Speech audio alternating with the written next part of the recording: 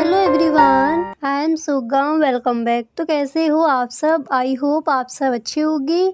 स्वागत है आप सभी का आपके अपने एसपी स्टडी यूट्यूब चैनल पर। तो गाइस, आज हम यहाँ पर देखने वाले हैं, जैसा कि आपके कई सारे इस तरह के कमेंट्स आ रहे थे कि बिल्कुल जीरो से हम अंग्रेजी कैसे सीख सकते हैं। अभी हमें कुछ भी नहीं आता है इंग्लिश, ना हम बोल पाते हैं ना अच्छे से पढ़ पाते हैं, तो बिल्कुल स्टार्टिंग से इंग्लिश हम कैसे सीख सकते हैं। तो यहाँ पर गाइस बिल्कुल जीरो लेवल से आपको लेकर चलेंगे। ये आपका क्लास 1 है। यहाँ पर हम देखेंगे बिल्कुल स्टार्टिंग से आप इंग्लिश कैसे सीख सकते हो, ठीक है। और इसी तरह से गाइस आपको ऑल क्लासेस देखनी है। तो बिल्कुल स्टार्टिंग में सबसे पहले आपको यहाँ पर सीखना होगा कि ग्रामर का एक इंट्रोडक्शन, ठीक है, इसका परिचय क्या हो जाएगा। तो इसमें सबसे पहले हम देखेंगे कि अल्फ़ाबेट यानी वर्णमाला हम किसे कहते हैं, ठीक है। सबसे फर्स्ट स्टेप यानी अल्फ़ाबेट हम किसे कहेंगे।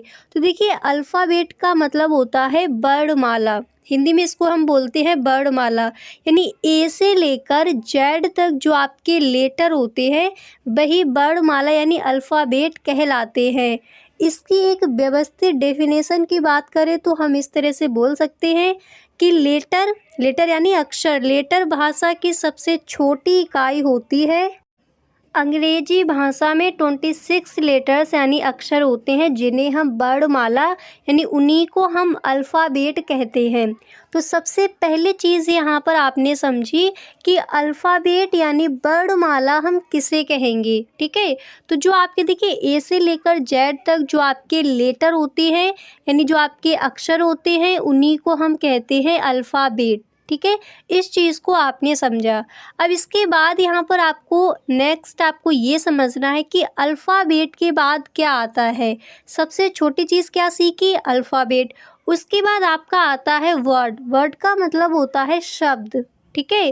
पहले क्या था? अल्फ़ाबेट, ए से लेकर जेड तक। अगर हम वर्ड की एक व्यवस्थित डेफिनेशन देखें तो हम इस तरह से कहेंगे कि विभिन्न यानी अलग अलग अक्षरों यानी लेटर के योग से शब्दों का निर्माण होता है। अब जैसे अलग अलग लेटर कैसे, जैसे हमने ले लिया PEN।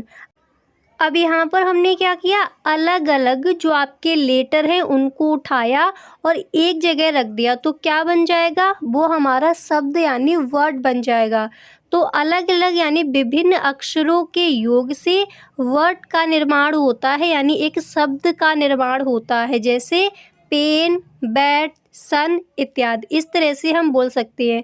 तो सबसे पहली चीज़ हमने यहाँ पर सीख ली कि अल्फ़ाबेट हम किसे कहेंगे। देखिए, बिल्कुल जीरो लेवल से आपको लेकर चलेंगे और इसी तरह से रोज़ाना आपको इसकी क्लासेस मिलेंगी, ठीक है। तो यहाँ पर आपने अल्फ़ाबेट सीख लिया, वर्ड सीख लिया। नेक्स्ट गाइस आता है सेंटेंस, ठीक है। तो सेंटेंस हम किसे कहेंगे? तो इसकी परिभाषा को इस तरह से हम बोल सकते हैं कि दो या दो से अधिक शब्दों के, अब शब्द हम किसे कहेंगे? विभिन्न अक्षरों को योग से शब्दों का निर्माण होता है, ठीक है। तो दो या दो से अधिक शब्दों के आपस में मिलने से एक वाक्य प्राप्त होता है जिसका एक पूर्ण उचित अर्थ होता है, उसे ही हम सेंटेंस यानी वाक्य कहते हैं, ठीक है। अब देखिए, जो आपके वर्ड थे जब हमने अक्षरों को मिलाया तो शब्द बना, और जब शब्दों को मिलाएंगे सही ढंग में, उचित ढंग में अगर हम शब्दों को मिलाएंगे तो क्या बन जाएगा? एक वाक्य बन जाएगा। यानी वर्ड को मिलाया तो क्या बनेगा? सेंटेंस। और जब अल्फ़ाबेट अलग अलग प्रकार के जो आपके लेटर हैं उनको मिलाया तो वहाँ पर बन गया था शब्द। अब देखिए, और आपको ये ध्यान रखना है इसका एक उचित अर्थ निकले उसी को हम वाक्य कहेंगे। जैसे यहाँ पर एग्जाम्पल है, दिस इज़ अ काऊ, ठीक है। एक व्यवस्थित है यानी यह एक गाय है। रजत इज़ अ गुड प्लेयर, रजत एक अच्छा खिलाड़ी है। यानी कहने का मतलब, अब जैसे इसी सेंटेंस को गाइस हम इस तरह से बोल दें कि काऊ इज़ अ दिस, तो ये कैसा हो जाएगा? इसका एक सही अर्थ नहीं निकलेगा, ठीक है। तो इसको हम वाक्य नहीं कहेंगे। आपको ध्यान रखना है जिसका एक पूर्ण उचित अर्थ हो कि हाँ यह एक गाय है, वहाँ पर पेड़ रखा है, रजत एक अच्छा खिलाड़ी है, कोई भी नाम यहाँ पर आप ले सकती हो, ठीक है। तो जिसका एक उचित अर्थ होता हो उसी को हम कह देंगे वाक्य, ठीक है। तो जो सबसे पहले हमने सीखा अल्फ़ाबेट, ए से लेकर जेड तक जो हमारे लेटर होते हैं, जो अक्षर होते हैं, उन्हीं को कह देते हैं अल्फ़ाबेट। अल्फ़ाबेट के जैसे जो लेटर है उनको मिलाया तो शब्द बना, और जब हम शब्दों को मिलाते हैं तो क्या बनता है, एक वाक्य बनता है जिसे हम कहते हैं सेंटेंस। यहाँ तक समझ आ गया। अब इसके बाद यहाँ पर नेक्स्ट समझिए कि अंग्रेजी वर्णमाला में कितने अक्षर होते हैं, कितने लेटर होते हैं, 26। ए से लेकर जेड तक कितने होते हैं, 26 होते हैं। इन अक्षरों को दो भागों में हम बांटते हैं, ये हम सबको पता है, पर इन सभी चीज़ों को हम सीखते चलेंगे दोबारा से, ठीक है। वो दो भाग कौन से हैं, पहला हो जाता है वॉवेल्स, जिसको हम हिंदी में कहते हैं स्वर, ठीक है। नेक्स्ट होता है कॉन्सोनेंट्स, जिसको हम हिंदी में बोलते हैं व्यंजन। अब यहाँ पर समझिए कि वॉवेल्स हमारे क्या हैं, वॉवेल हम किसे कहेंगे, स्वर किसे कहेंगे। तो इसकी परिभाषा को हम इस तरह से बोल सकते हैं, जो अक्षर यानी जो लेटर्स बिना किसी दूसरे अक्षर की सहायता से बोले जाते हैं, उन्हें हम कहते हैं वॉवेल्स। और ये कितने होते हैं, 5 होते हैं, A, E, I, O, U। और देखिए आपके लेटर कितने होते हैं, अगर सारे लेटर की बात करें तो कितने होते हैं, 26 होते हैं। उनमें से आप 5 को हटा दीजिए, अब जो बाकी के बच्चे आपके 21 रह गए हैं वही कहलाते हैं कॉन्सोनेंट्स, ठीक है। तो वॉवेल हम किसे कहेंगे, इसकी परिभाषा इस तरह से बोल सकते हो कि जो अक्षर बिना किसी दूसरे अक्षर की सहायता से बोले जाते हैं उन्हें हम वॉवेल्स कहते हैं। ये कितने होते हैं, 5 होते हैं, A, E, I, O, U। इसके बाद नेक्स्ट आता है कॉन्सोनेंट्स। तो कॉन्सोनेंट्स हम किसे कहेंगे, जो 5 आपने अभी देखे थे A, E, I, O, U, उनको हटाकर जो आपके 21 बचते हैं वही हमारे कॉन्सोनेंट्स कहलाते हैं, ठीक है। तो यहाँ पर आप इस तरह से लिख सकते हो, शेष सभी जो आपके 21 अक्षर बचते हैं, जैसे B, C, D, F, G, H, J, K, ठीक है, L, M, N, P, Q, R, S, T, V, W, X, Y, Z, यानी जो आपके उन 5 को हटा दीजिए, A, E, I, O, U, और बाकी के जो आपके 21 बच जाते हैं उन्हीं को हम कह देते हैं कॉन्सोनेंट्स। अब दूसरी चीज़ यहाँ पर आप समझिए, व्याकरण की परिभाषा क्या है, ग्रामर की एक व्यवस्थित डेफिनेशन क्या हो जाएगी। तो आप इस तरह से बोल सकते हो कि व्याकरण नियमों का वह संग्रह है जो हमें किसी भाषा को, किसी भी लैंग्वेज को सही रूप से बोलने और लिखना सिखाता है, ठीक है। व्याकरण की दृष्टि से शब्दों को 8 भागों में बांटा गया है, और वो 8 भाग कौन से हैं अभी हम देखेंगे। उन्हीं को हम बोल देते हैं पार्ट्स ऑफ स्पीच, यानी इनकी हिंदी क्या हो जाएगी, उन्हीं को हम कहते हैं शब्द भेद। अब देखिए इसको समझना बहुत ज़रूरी है। अगर आपको ये 8 शब्द नहीं आते हैं, इनका ज्ञान नहीं है, तो देखिए आप ना तो इंग्लिश सही से बोल पाओगे, ना ही आप स्टोरी बना सकते हो, और ना ही जो आपके सेंटेंसेस है उनको आप इंग्लिश में ट्रांसलेट नहीं कर सकते। अगर इन 8 शब्दों का जो आपके शब्द भेद है, अगर इनका आपको ज्ञान नहीं है तो इंग्लिश आपकी वीक रह जाएगी। तो बिल्कुल 0 लेवल से आपको लेकर चलेंगे। और वो 8 भाग आपके कौन से हैं, यहाँ पर आप देख सकते हो। पहला आपका यहाँ पर हो जाएगा नाउन, ठीक है। अब नाउन क्या है, नाउन के टाइप्स क्या है, नाउन की परिभाषा क्या है, नाउन हम किसे कहेंगे, नाउन को हिंदी में क्या कहा जाता है, वो सब कुछ हम यहाँ पर देखेंगे, ठीक है। तो फर्स्ट है आपका नाउन, याद कर लीजिए, पार्ट्स ऑफ स्पीच कितने होते हैं, 8 होते हैं। पहला नाउन, दूसरा होता है प्रोनाउन, तीसरा होता है वर्ब, इसी तरह से 4 नंबर पर आ जाता है एडजेक्टिव, नेक्स्ट होता है एडवर्ब, और 6 नंबर पर है प्रीपोजिशन, एंड 7 नंबर पर है कंजक्शन, नेक्स्ट आपका हो जाएगा इंटरजेक्शन। तो पार्ट्स ऑफ स्पीच कितने होते हैं, 8 होते हैं, यहाँ पर आपने देख लिए, ठीक है। अब इसी तरह से नेक्स्ट क्लास में कुछ और हम सीखेंगे। तो यहाँ पर हम देख चुके हैं कि अब एक बार पूरे जो भी आपने यहाँ पर सीखा एक बार दोबारा से देख लीजिए। देखिए अल्फ़ाबेट पहले हमने सीख लिया था। अल्फ़ाबेट हम किसे कहेंगे, जैसे लेटर भाषा की जो सबसे छोटी इकाई होती है वही हमारी अल्फ़ाबेट कहलाती है, यानी ए से लेकर जेड तक। इंग्लिश में जो आपके अक्षर जो लेटर होते हैं ए से लेकर जेड तक वही अल्फ़ाबेट कहलाते हैं। नेक्स्ट सीखा था वर्ड।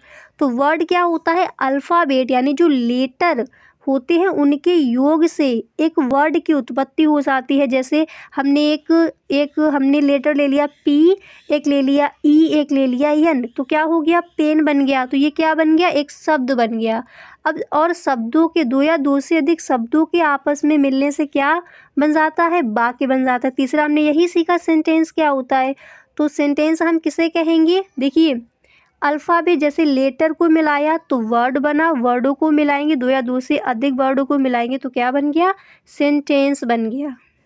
अब इसी तरह से नेक्स्ट चीज़ हमने सीखी थी कि जो हमारे 26 जो लेटर्स होते हैं उनको दो भागों में डिवाइड किया जाता है। पहला हो जाता है वॉवेल, दूसरा हो जाता है कॉन्सोनेंट्स। वॉवेल हमारे 5 होते हैं, ए ई आई ओ यू, ठीक है, और जो 21 बच जाते हैं उन्हें हम कह देते हैं कॉन्सोनेंट्स।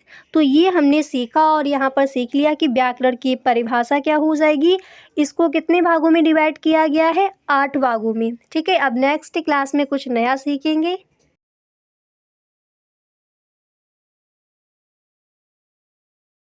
तो यहाँ पर आज हम देखने वाले हैं कि सेंटेंस यानी वाक्य हम किसे कहते हैं। तो सबसे पहले देख लेते हैं इसकी एक व्यवस्थित परिभाषा क्या हो जाएगी।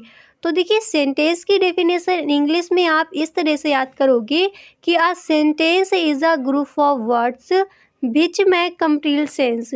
यानी हिंदी में हम बोल सकते हैं कि शब्दों का ऐसा समूह जो अपना पूर्ण अर्थ प्रकट करे उसे हम वाक्य कहते हैं, ठीक है। तो सबसे पहले हमने सीखा था अल्फ़ाबेट क्या होता है, ए से लेकर जेड तक जो आपके अक्षर जो आपके लेटर होते हैं उन्हें कहते हैं अल्फ़ाबेट। अल्फ़ाबेट के मिलने से वर्ड बनता है यानी शब्द बनता है, और शब्दों के दो या दो से अधिक शब्दों के मिलने से क्या बन जाता है, सेंटेंस बन जाता है, ठीक है। तो वही यहाँ पर बताया गया है कि शब्दों का ऐसा समूह जो पूर्ण अर्थ प्रकट करता हो वही हमारा सेंटेंस यानी वाक्य कहलाता है, ठीक है। अब जैसे आपने कहा दिस इज़ अ काऊ, यह एक गाय है, तो ये एक हमारा प्रॉपर सेंटेंस हो जाएगा। अगर आप इस तरह से कहो कि काऊ इज़ आ दिस, ठीक है, तो ये आपका अर्थ नहीं होगा। तो जिसका पूर्ण अर्थ प्रकट हो, ठीक है, तो वो हमारा क्या कहलाएगा, वाक्य कहलाएगा। इसकी परिभाषा को याद कर लीजिए, a sentence is a group of words which make complete sense, ठीक है। यानी शब्दों का ऐसा समूह जो अपना पूर्ण अर्थ प्रकट करे उसे हम क्या कहेंगे, उसे कहेंगे वाक्य, ठीक है। तो यहाँ पर आपने सीख लिया कि हम वाक्य किसे कहते हैं। अब यहाँ पर देखिए जो आपने देखा कि सेंटेंस यानी वाक्य हम किसे कहेंगे, इसको कितने भागों में डिवाइड किया गया है, इसके टाइप्स क्या हैं, इसके यानी काइंड्स ऑफ सेंटेंस, इसके भेद क्या है, वाक्यों के भेद कितने होते हैं, ठीक है। तो देखिए गाइस 5 प्रकार के सेंटेंस होते हैं। फर्स्ट होता है अफर्मेटिव सेंटेंस जिसको हम हिंदी में बोलते हैं स्वीकारात्मक वाक्य। इसी तरह से गाइस नेक्स्ट इसका होता है नेगेटिव सेंटेंस, इसके प्रकार, ठीक है। यानी जो सेंटेंस अभी आपने देखे इनके टाइप्स कौन कौन से हैं। पहला है अफर्मेटिव सेंटेंस जिसको हिंदी में कहते हैं स्वीकारात्मक वाक्य। दूसरा होता है नेगेटिव सेंटेंस जिसको हम हिंदी में कहते हैं निषेधात्मक वाक्य, ठीक है। नेक्स्ट होता है इंटेरोगेटिव सेंटेंस, इसको हम हिंदी में कहते हैं प्रश्नवाचक वाक्य। एक एक को देखेंगे इसकी परिभाषा क्या हो जाएगी, पहले इसको समझ लीजिए। इसके बाद नेक्स्ट आपका होता है इम्परेटिव सेंटेंस, इसको हम हिंदी में कहते हैं आदेशात्मक वाक्य।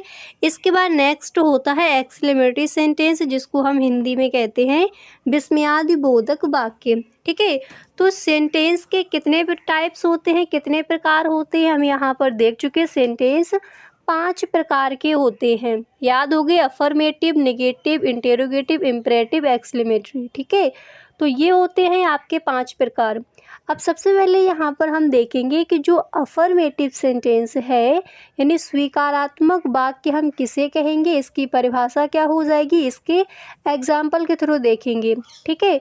तो गाइस देखिए वीडियो को आपको बिल्कुल भी स्किप नहीं करना है, और अगर आपने फर्स्ट पार्ट नहीं देखा है तो उस वीडियो का लिंक आपको डिस्क्रिप्शन बॉक्स में मिल जाएगा, वहाँ से आप ज़रूर देख लें, ठीक है। तो गाइस ये आज आपका डे 2 है। डे 1 में हम देख चुके हैं कि ग्रामर का इंट्रोडक्शन क्या होगा। गाइस अगर आपको बिल्कुल भी इंग्लिश में ज़्यादा कुछ नहीं आता है तो प्लीज़ इसी तरह से आपको सारी वीडियोस देखनी है, ठीक है। बिल्कुल बेसिक से आपको लेकर चलेंगे। तो चलिए यहाँ पर देख लेते हैं कि अफर्मेटिव सेंटेंस क्या होता है। ठीक है। अफर्मेटिव सेंटेंस को हम हिंदी में क्या कहेंगे? अफर्मेटिव सेंटेंस की हिंदी होती है स्वीकारात्मक वाक्य। तो देखिए, जिन वाक्यों में साधारणतया स्वीकारात्मक कथन का ज्ञान होता है, यानी एकदम आपके जो सिंपल सेंटेंसेस होते हैं उनको हम कहते हैं स्वीकारात्मक वाक्य यानी अफर्मेटिव सेंटेंस। जैसे Ramesh is a good player, Ramesh एक अच्छा खिलाड़ी है।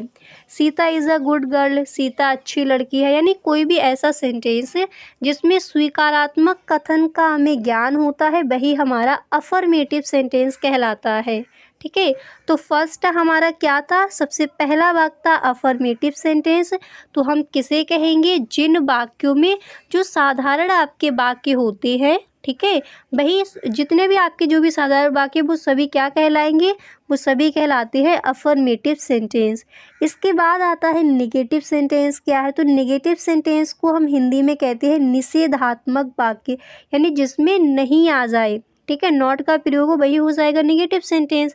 तो इसकी परिभाषा हम इस तरह से कहेंगे कि जिन वाक्यों से निषेधात्मक कथन का ज्ञान होता है उन्हीं को हम निगेटिव सेंटेंस कह देते हैं। जैसे ही वॉज नॉट प्लेइंग, वह नहीं खेल रहा था।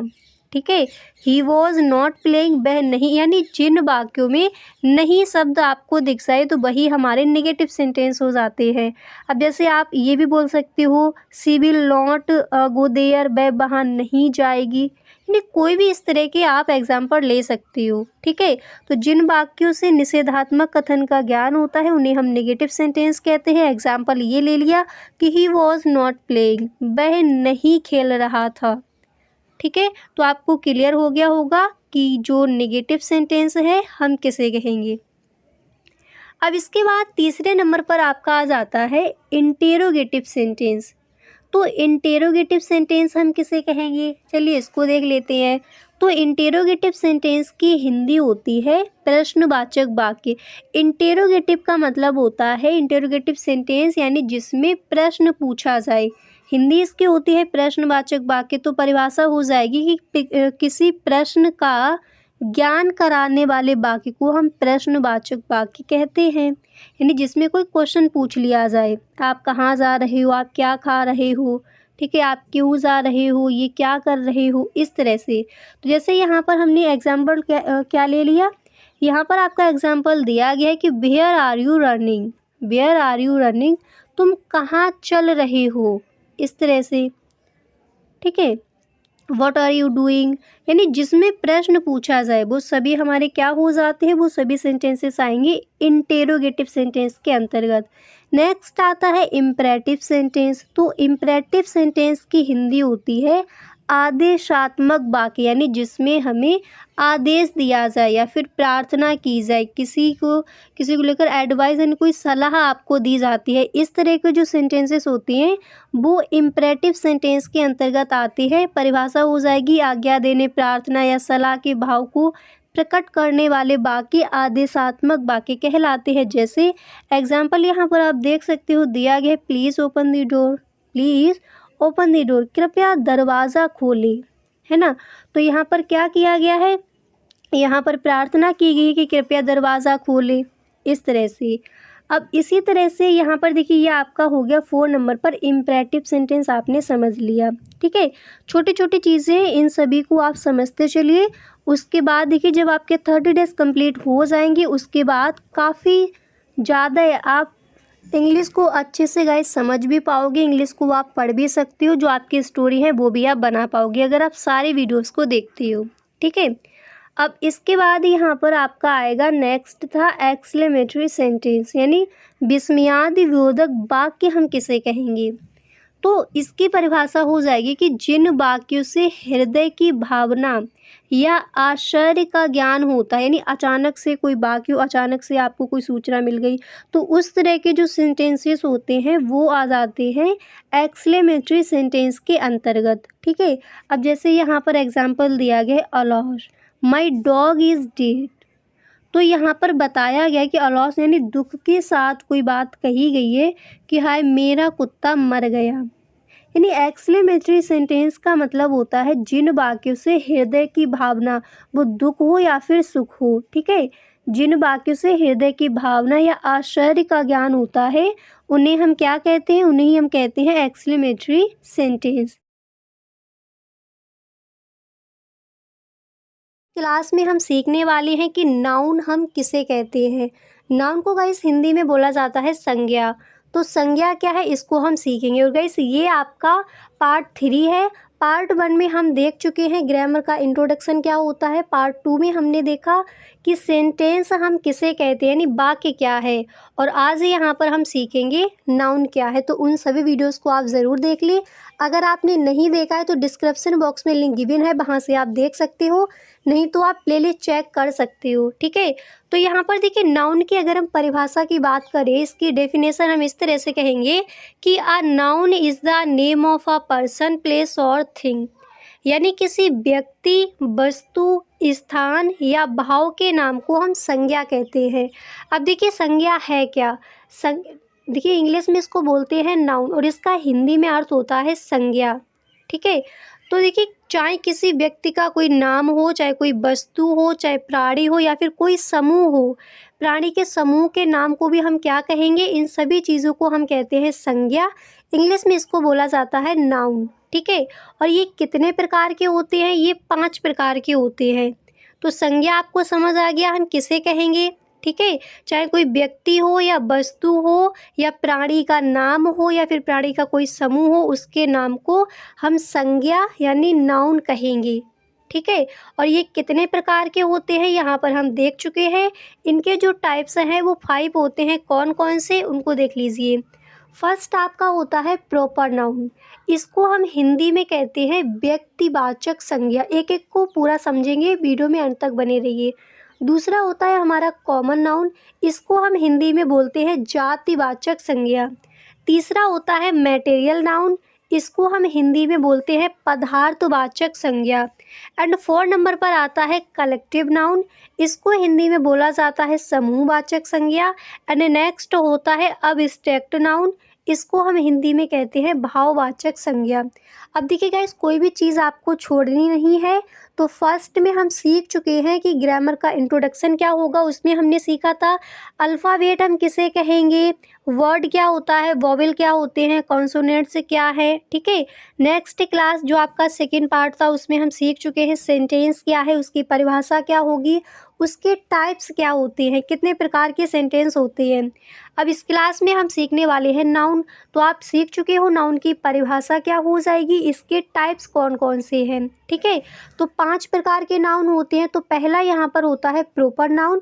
प्रॉपर नाउन को हम हिंदी में कहते हैं व्यक्तिवाचक संज्ञा। और इसकी परिभाषा इस तरह से आप लिखोगे कि जो संज्ञा शब्द किसी विशेष व्यक्ति, स्थान का ज्ञान कराते हैं उन्हीं को हम व्यक्तिवाचक संज्ञा कहते हैं। व्यक्तिवाचक संज्ञा किसे कहेंगे? जो संज्ञा शब्द कोई विशेष व्यक्ति हो या फिर कोई स्थान हो, जैसे न्यू दिल्ली। ठीक है, अब दिल्ली जो आपका प्लेस है, जो आपका स्थान है वो विशेष है। आगरा, ठीक है, यानी जो आपके बिग सिटी है। अब जैसे किसी का नेम ले लिया किशोर। ठीक है, तो जो संज्ञा शब्द किसी विशेष व्यक्ति, स्थान का ज्ञान कराते हैं उन्हें हम व्यक्तिवाचक यानी प्रॉपर नाउन कहते हैं। अब जैसे यहाँ पर एग्जाम्पल है किशोर इज़ अ सिंगर। ठीक है, यानी किशोर एक सिंगर है। तो यहाँ पर देखिए बताया गया है प्रॉपर नाउन में किसी विशेष व्यक्ति या फिर किसी विशेष स्थान के नाम की जहाँ पर हमें जानकारी मिलती है वो किसके अंतर्गत आता है? प्रॉपर नाउन के अंतर्गत आता है, यानी उसे हम कहते हैं व्यक्तिवाचक संज्ञा। तो प्रॉपर नाउन हम किसे कहेंगे यानी व्यक्तिवाचक संज्ञा हम किसे कहेंगे, आप यहाँ पर सही ढंग से समझ गए होंगे। ठीक है, अब इसी तरह से इसका दूसरा टाइप कौन सा है, दूसरा प्रकार कौन सा है उसको देखते हैं। तो नेक्स्ट है कॉमन नाउन। कॉमन नाउन को हम हिंदी में कहते हैं जातिवाचक संज्ञा। ठीक है, इसकी परिभाषा हो जाएगी कि वह नाम जो किसी जाति या वर्ग के प्रत्येक व्यक्ति, स्थान या वस्तु के लिए प्रयुक्त होता है उसे हम जातिवाचक संज्ञा कहते हैं। ठीक है, जैसे बॉय, काऊ। ठीक है, और जो कॉमन नाउन है इसके भी 2 प्रकार होते हैं। पहला होता है काउंटेबल नाउन और दूसरा होता है अनकाउंटेबल नाउन। तो अगर काउंटेबल नाउन के अंतर्गत जैसे आ जाएगा ऑरेंज है, रोज़ है, यानी जिनको हम काउंट कर सकें। और इसके बाद नेक्स्ट होता है अनकाउंटेबल नाउन। तो अनकाउंटेबल नाउन के अंतर्गत आ जाता है जैसे ऑयल है, ऑयल को हम गिन नहीं सकते, काउंट नहीं कर सकते। मिल्क है, ठीक है, दूध है, राइस चावल हो जाएंगे। तो कॉमन नाउन हम किसे कहेंगे? वह नाम जो किसी जाति या वर्ग के प्रत्येक व्यक्ति, अब जैसे यहाँ पर बॉय कह दिया तो यहाँ पर किसी का नाम नहीं, जैसे राम किसी का नेम नहीं लिया गया, बॉय कह दिया तो जितने भी बॉयस है वो सभी आ जाएंगे इसमें।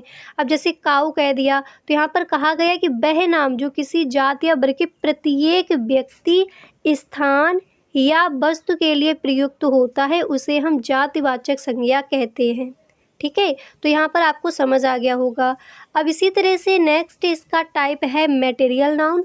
तो मटेरियल नाउन हम किसे कहेंगे? इसको हिंदी में बोला जाता है पदार्थवाचक संज्ञा। ठीक है, अब इसकी परिभाषा को समझिए। तो मटेरियल नाउन की परिभाषा हो जाएगी कि वह शब्द जो किसी पदार्थ का नाम होता है, ठीक है, किसी मटेरियल का नाउन होता है जिसमें अन्य वस्तुएं बनाई जाती है, पदार्थवाचक संज्ञा कहलाती है। जैसे गोल्ड, सोना हो गया, सोना से कई सारी चीज़ें बनाई जाती है। मिल्क हो गया, ठीक है, दूध से कई सारी चीज़ें हम बनाती है, उससे जैसे वुड लकड़ी हो गई यहाँ पर। तो यहाँ पर बताया गया है कि वह शब्द जो किसी पदार्थ का नाम होता है, ठीक है, पदार्थ जैसे मिल्क हो गया, गोल्ड हो गया, जिसमें अन्य वस्तुएं बनाई जाती है, वही हमारा मटेरियल नाउन यानी पदार्थवाचक संज्ञा कहलाता है। अब एग्जाम्पल के थ्रू समझ लीजिए, जैसे the chair is made of would, कुर्सी लकड़ी से बनी है। ठीक है, तो आई होप आपको क्लियर हो गया होगा कि मटेरियल नाउन हम किसे कहेंगे। ठीक है, तो यहाँ पर आप देख चुके हो प्रॉपर नाउन क्या होगा, कॉमन नाउन हम किसे कहेंगे, मटेरियल नाउन हम किसे कहेंगे। अब इसी तरह से इसका नेक्स्ट टाइप क्या है उसको भी समझ लेते हैं। और गाइस अगर आपने उन 2 वीडियोस को नहीं देखा तो प्लीज़ उनको देख लीजिए, क्योंकि 30 डेज़ का जो आपका ये इंग्लिश स्पीकिंग कोर्स है, जब आपका 30वां दिन यहाँ पर आएगा तो बहुत कुछ यहाँ पर आप सीख चुके होंगे। ठीक है, तो कोई भी क्लास आपको बिल्कुल भी मिस नहीं करनी है, जो भी वीडियोज़ हैं उन सभी वीडियोज़ को आप ज़रूर देखें।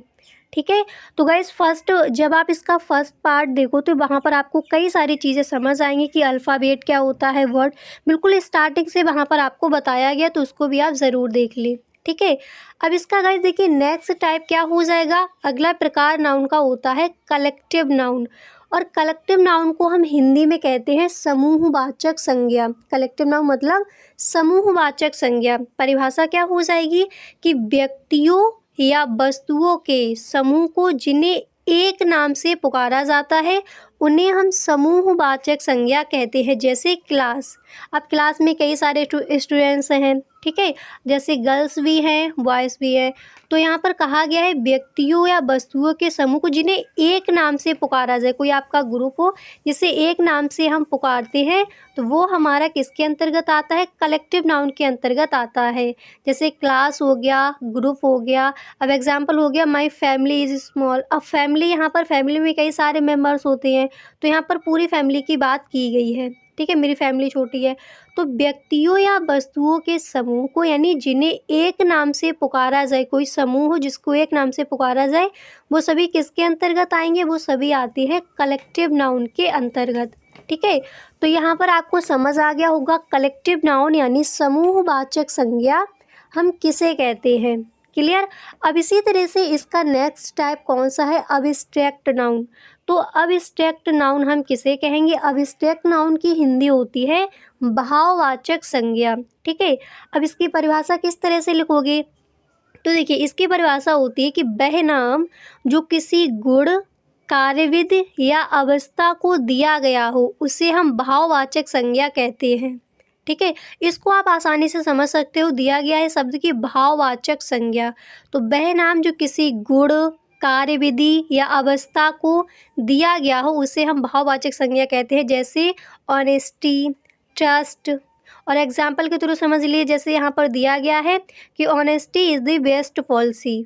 Honesty is the best policy यानी ईमानदारी एक अच्छी नीति है, यानी एक अच्छी पॉलिसी है। ठीक है, तो यहाँ पर वही बताया गया कि वह नाम जो किसी गुण, कार्यविधि या अवस्था को दिया गया हो उसे भाववाचक संज्ञा यानी अब्स्ट्रैक्ट नाउन कहते हैं। ठीक है, तो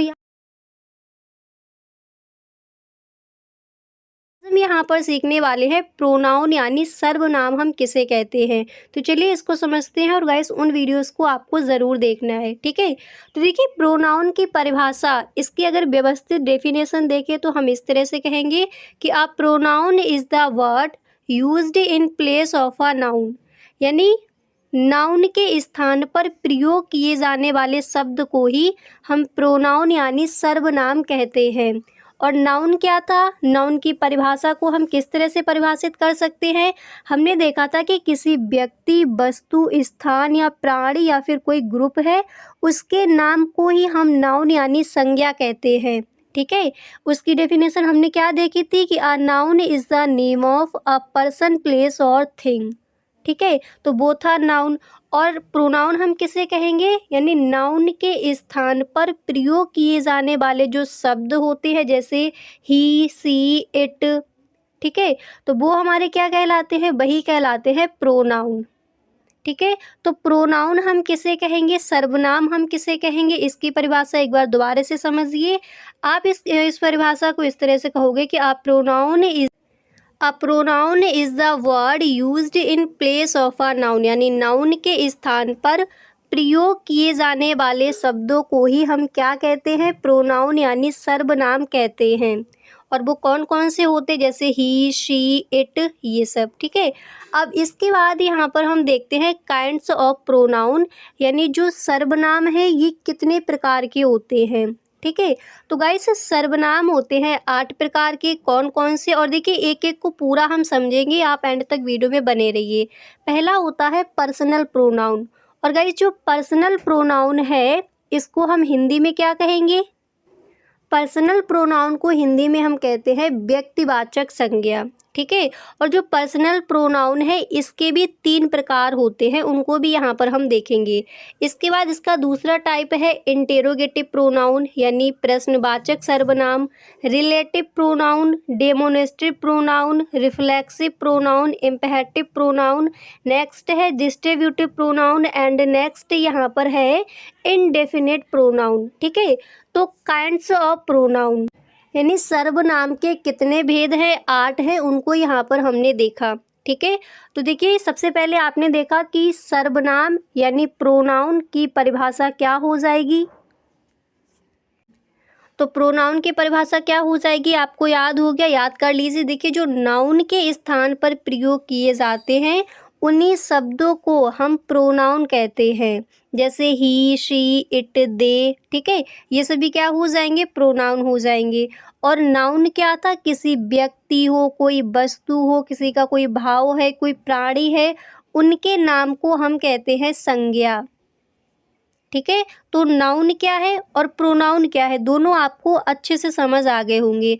और नाउन के प्रकार कौन कौन से होते हैं, एक बार इसको दोबारा से पढ़ लीजिए। पहला होता है personal pronoun, interrogative pronoun, relative pronoun, demonstrative pronoun, reflexive pronoun, imperative pronoun, distributive pronoun, and next होता है इनडेफिनिट प्रोनाउन, ठीक है। तो ये हो जाते हैं इसके 8 टाइप्स। अब यहाँ पर देखिए जो फर्स्ट आपका दिया गया है पर्सनल प्रोनाउन, तो यहाँ पर हम पहले समझेंगे कि पर्सनल प्रोनाउन क्या है, पर्सनल प्रोनाउन को कितने भागों में डिवाइड किया गया है, ठीक है। तो चलिए इसको समझते हैं। तो यहाँ पर देखिए पर्सनल प्रोनाउन की हिंदी क्या हो जाएगी, व्यक्तिवाचक संज्ञा। इसकी परिभाषा की बात करें तो हम कहेंगे कि वक्ता, श्रोता, वक्ता यानी कहने वाला, बोलने वाला, श्रोता यानी सुनने वाला, तथा अन्य किसी व्यक्ति के लिए प्रयोग किए जाने वाले सर्वनाम को ही हम व्यक्तिवाचक सर्वनाम यानी पर्सनल प्रोनाउन कहते हैं, जैसे आई यानी मैं, वी यानी हम, our, he, she, it, they, his, her, its. तो ये सब क्या है, ये सब हो जाते हैं पर्सनल प्रोनाउन। और जो पर्सनल प्रोनाउन है इसके 3 टाइप्स होते हैं, कौन कौन से, पहला होता है फर्स्ट पर्सन, दूसरा होता है सेकंड पर्सन, एंड तीसरा हमारा होता है थर्ड पर्सन। यानी जो पर्सनल प्रोनाउन है इसको 3 भागों में बांटा गया है, first person, second person, third person. अब यहाँ पर समझिए कि फर्स्ट पर्सन हम किसे कहेंगे, सेकंड पर्सन क्या है, थर्ड पर्सन हम किसे कहते हैं, ठीक है। चलिए इसको समझते हैं। तो आपको क्लियर हो गया कि पर्सनल प्रोनाउन यानी व्यक्तिवाचक संज्ञा क्या है, वक्ता, श्रोता तथा अन्य किसी व्यक्ति के लिए प्रयोग किए जाने वाले सर्वनाम को ही हम व्यक्तिवाचक सर्वनाम यानी पर्सनल प्रोनाउन कहते हैं।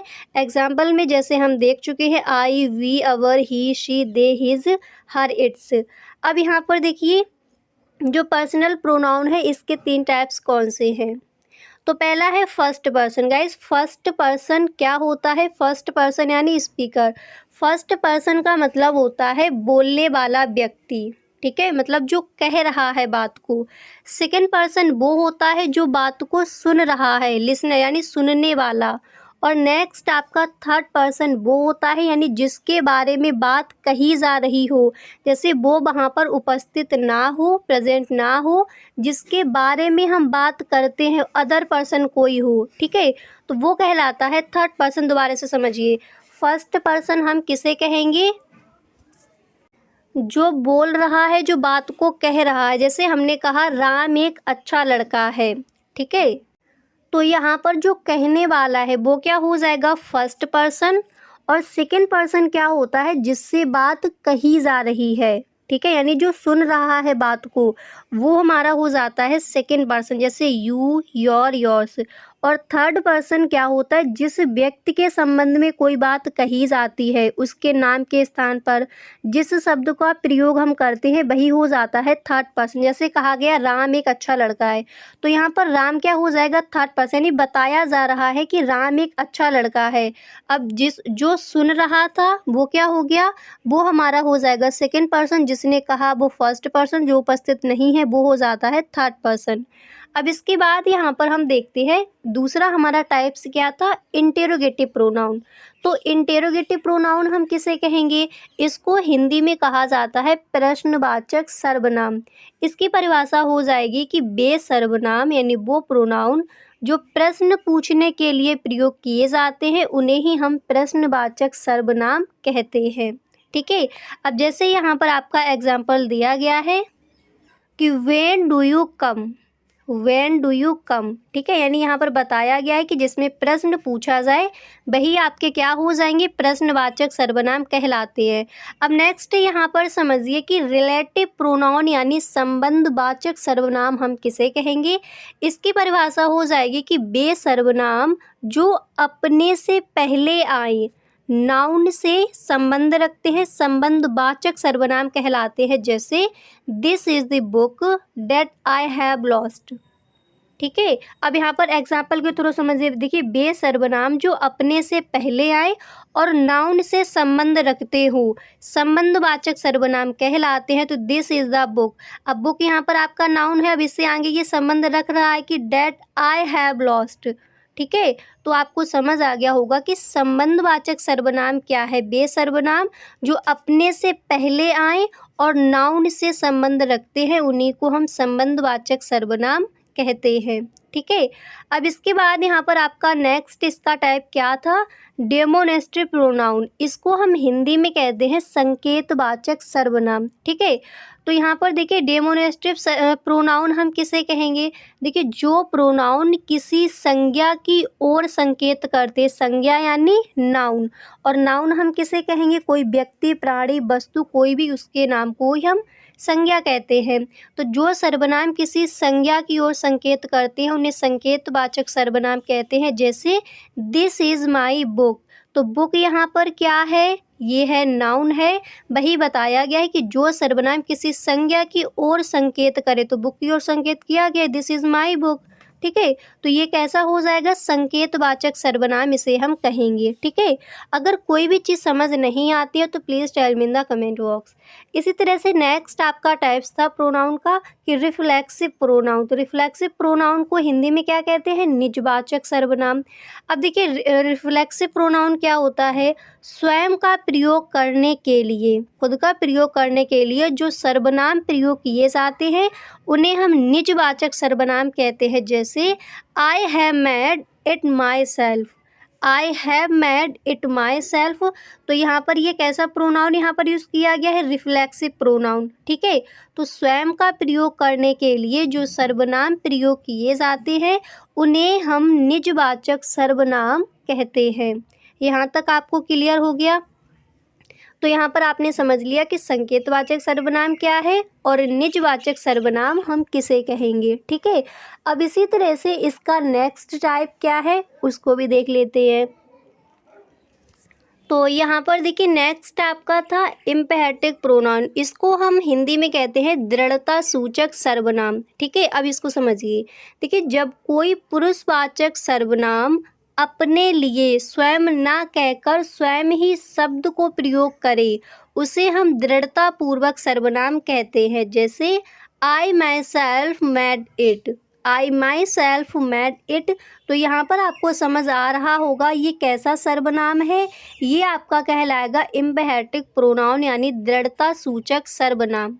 ठीक है, परिभाषा क्या हो जाएगी, जब कोई पुरुषवाचक सर्वनाम अपने लिए स्वयं न कहकर स्वयं ही शब्द को प्रयोग करे उसे हम दृढ़ता पूर्वक सर्वनाम कहते हैं।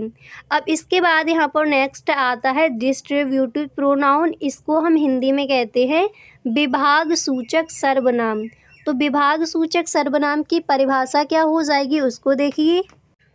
इसकी परिभाषा हो जाएगी कि वह सर्वनाम जो बहुत से व्यक्तियों, वस्तुओं और स्थानों में से किसी एक के लिए प्रयोग किया जाता है उसे हम विभाग सूचक सर्वनाम कहते हैं। जैसे it boy was there, it boy was there.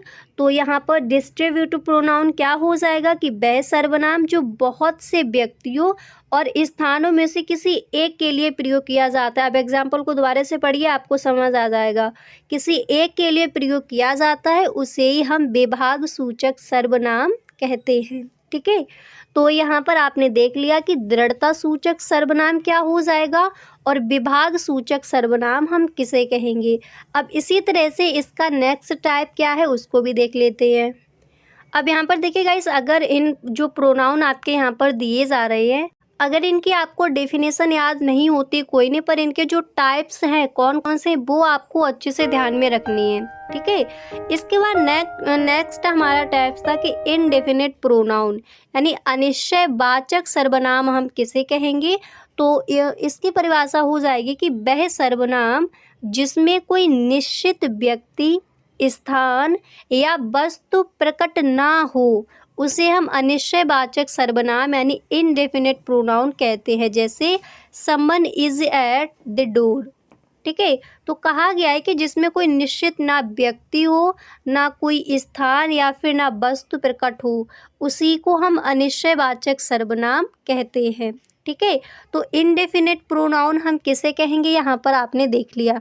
अब गाइस यहाँ पर आपको ये याद रखना है कि प्रोनाउन की परिभाषा क्या होगी। ठीक है, और प्रोनाउन के जो टाइप्स हैं वो कौन कौन से हैं और प्रोनाउन हम किसे कहते हैं। तो ये आपको ध्यान रखना है, क्योंकि जब आप आगे आपकी ये डिमांड है कि किस तरह से हम इंग्लिश बोल पाएंगे, किस तरह से इंग्लिश को सही ढंग से पढ़ना सीख जाएं, तो जो बेसिक चीज़ें हैं पहले आपको इनको कवर करना ही होगा।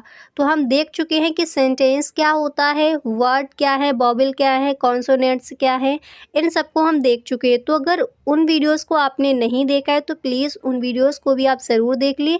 डिस्क्रिप्शन बॉक्स में लिंक गिवन है, वहाँ से देख सकते हो, नहीं तो आप प्लेलिस्ट चेक कर सकते हो। इंग्लिश स्पीकिंग कोर्स की जो आपकी प्लेलिस्ट है उसमें आपको वो 3 वीडियोस मिल जाएंगी। ये आपका डे 4 है। ठीक है, अब इसी तरह से हम नेक्स्ट पार्ट में सीखेंगे, नेक्स्ट वीडियो में सीखेंगे कुछ नया। तो गाइस अगर चैनल पर आप पहली बार आए हो तो प्लीज़ आप इस चैनल को सब्सक्राइब कर लीजिए एंड गाइस बेल आइकन को भी आप प्रेस कर लेना ताकि वीडियो की जो भी नोटिफिकेशन हो वो सबसे पहले आपके पास पहुँचे और एक भी वीडियो आपसे छूटे ना। ठीक है, मिलते हैं नेक्स्ट वीडियो में। Thank you so much.